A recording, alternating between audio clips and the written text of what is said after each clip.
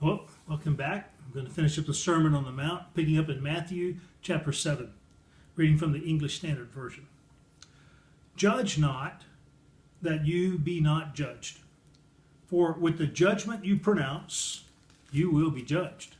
And with the measure you use, it will be measured to you. Why do you see the speck that's in your brother's eye, but do not notice the log in your own eye? Or how can you say to your brother, let me take the speck out of your eye, when there is a log in your own eye? You hypocrite. First take the log out of your own eye, and then you will see clearly to take the speck out of your brother's eye. Do not give dogs what is holy, and do not throw your pearls before pigs, lest they trample them underfoot and turn to attack you. Ask, and it will be given to you. Seek, and you will find. Knock, and it will be open to you.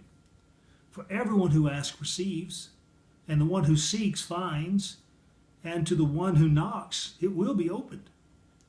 Or which of you, if his son asks him for bread, will give him a stone?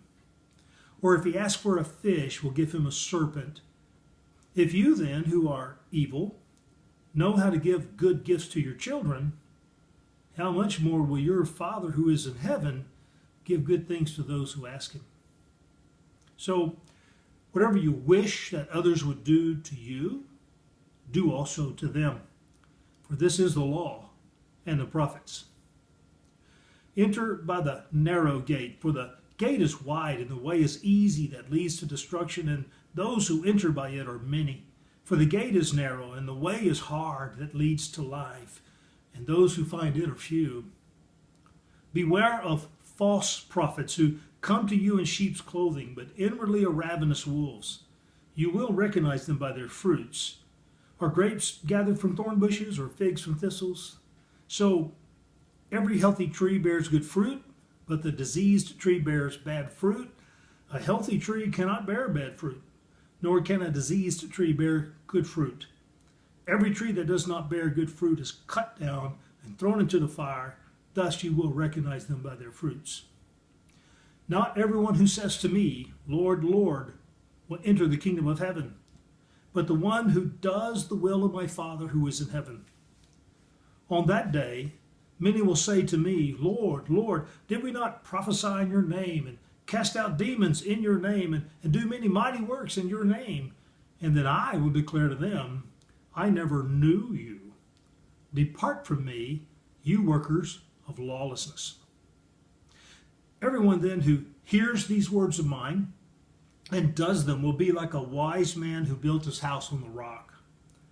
And the rain fell, and the floods came, and the winds blew and beat on that house, but it did not fall, because it had been founded on the rock. And everyone who hears these words of mine and does not do them will be like a foolish man who built his house on the sand. And the rain fell, and the floods came, and the winds blew and beat against that house, and it fell, and great was the fall of it. When Jesus finished these sayings, the crowds were astonished at his teaching, for he was teaching them as one who had authority, and not as their scribes. Well, that concludes the Sermon on the Mount. That's Matthew chapters 5, 6, and 7. And it is the first of 5 great discourses that Matthew records that Jesus gave in his ministry. In the next video, I'm going to go back and I'm going to make just a few comments on the Sermon on the Mount. But I think the sermon is so clear that it speaks very well for itself. And I think it's important that we just hear the words that Jesus had to say. Thanks for joining me. In the next video, I'll do some comments.